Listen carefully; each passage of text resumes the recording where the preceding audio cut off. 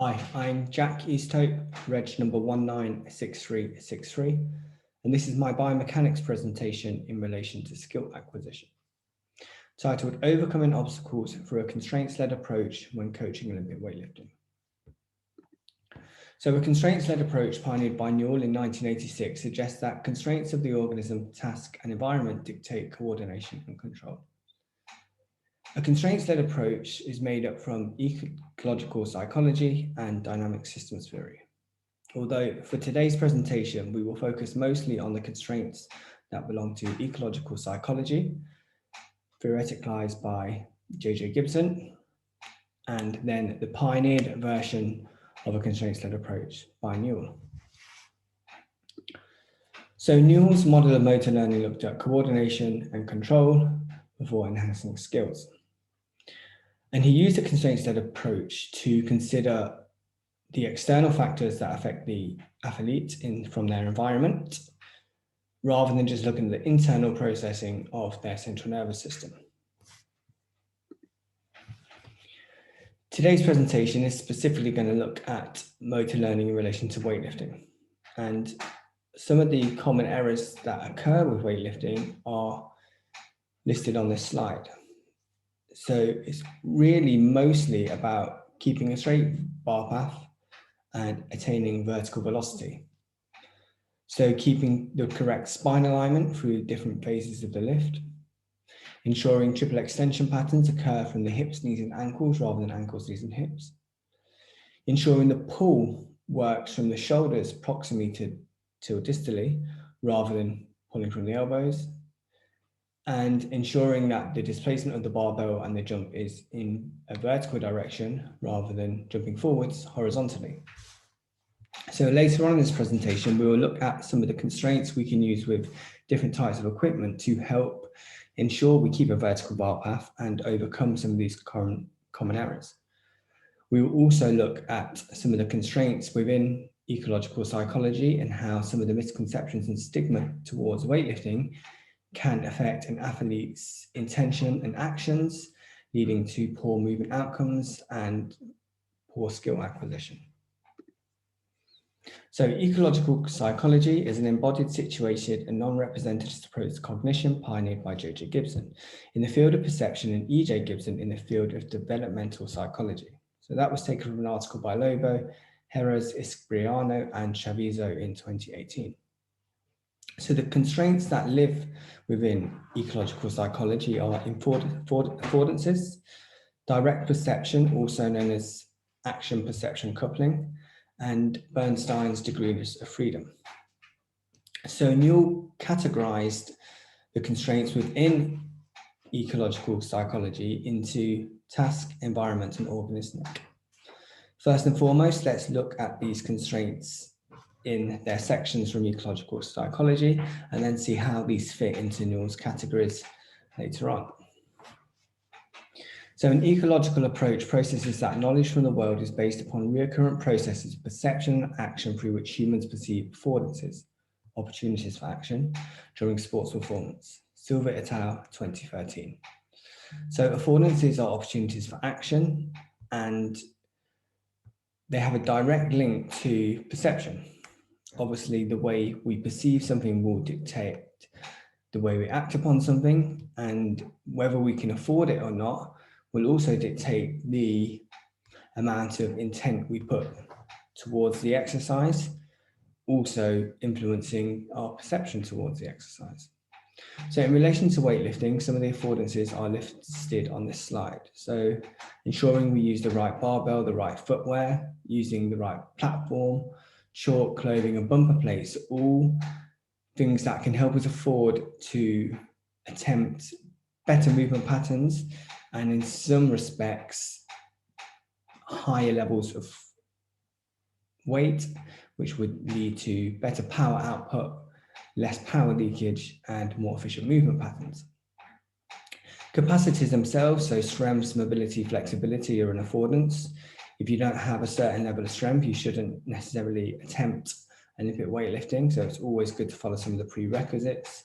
Making sure you're mobile enough to drop under the bar and catch the bar in the right position without putting your body at risk, again, is another affordance. So direct perception, looking at the image on the left, we've got task, environment, and organism. And these will affect someone's perception. It will give them different types of information from those categories that will then affect their action, which is of course a movement, in this case, executing a snatch or clean and jerk, which then leads to a movement goal, which we will look at when in the task section of Newell's constraint-led approach. On the right are some other things that I've considered that may affect our perception. So the misconceptions and stigmas mentioned earlier. So some beliefs that Olympic weightlifting has too many time constraints, is too complex, and has a high risk of injury can lead athletes to attempting these movements with lack of intention and half-hearted.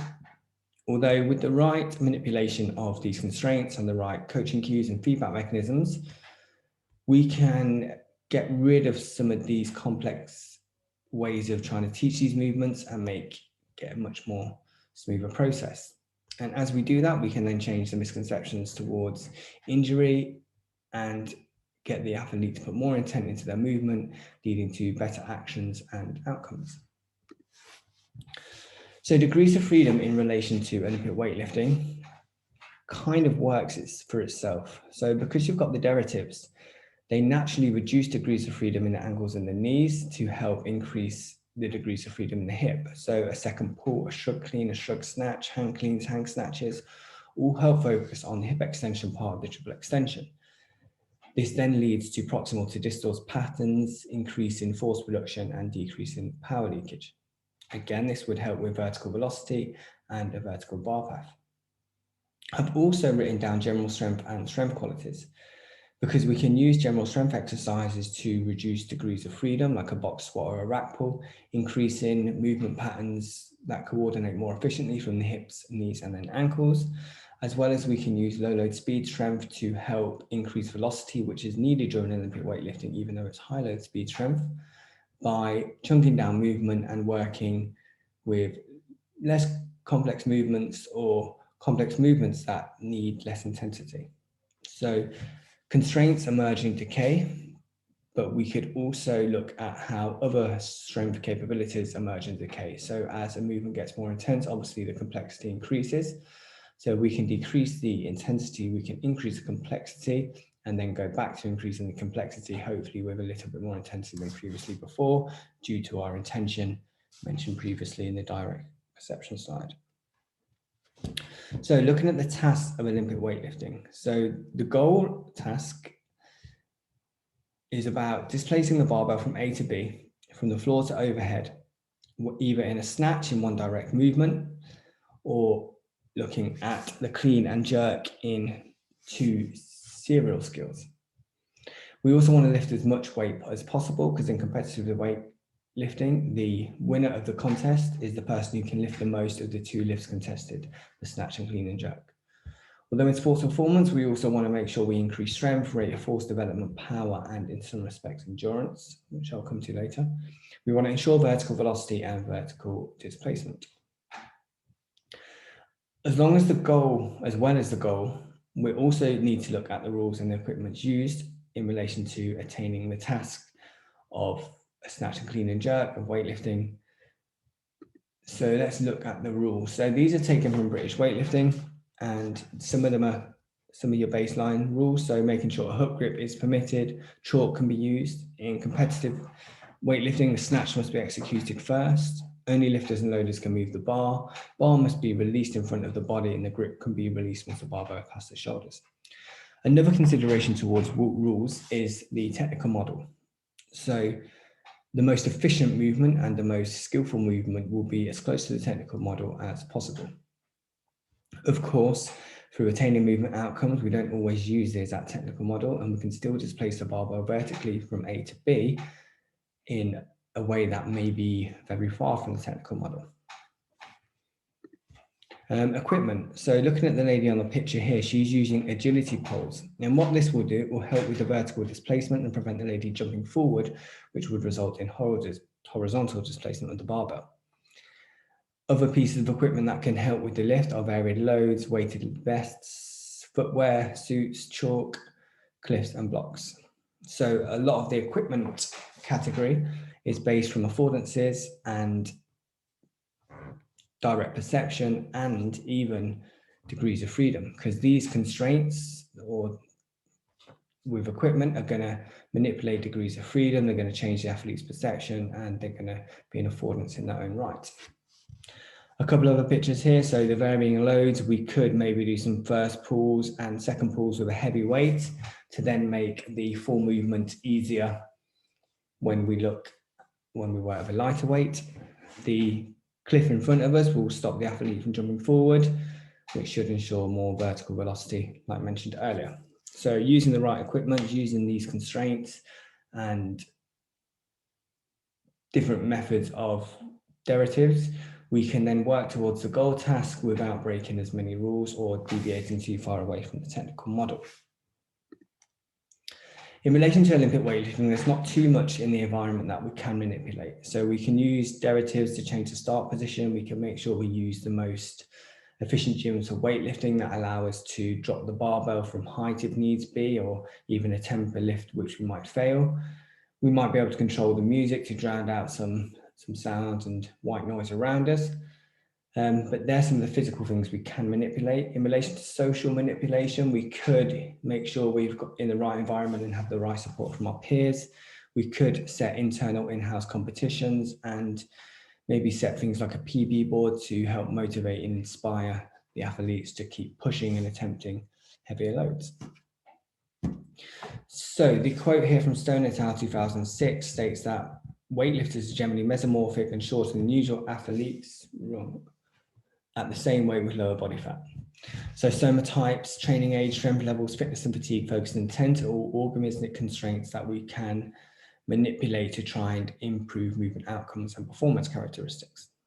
These generally take a lot longer to change. So increasing an athlete's strength will help attain better movement patterns, managing their fitness, increasing their fitness and managing their fatigue, giving them better focus and attention are all things we can change over time, whereas the constraints in relation to affordances and equipment and perception are usually quicker interventions we can make to attain movement outcomes.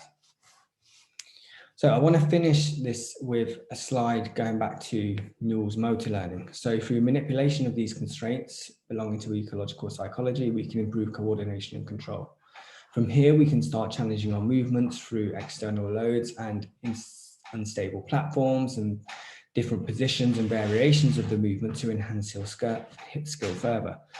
As we do this, naturally, we should get more efficient at some of the simple movements that we first start to work with. Finally, the last slide is a slide full of references, which I used to help construct this presentation.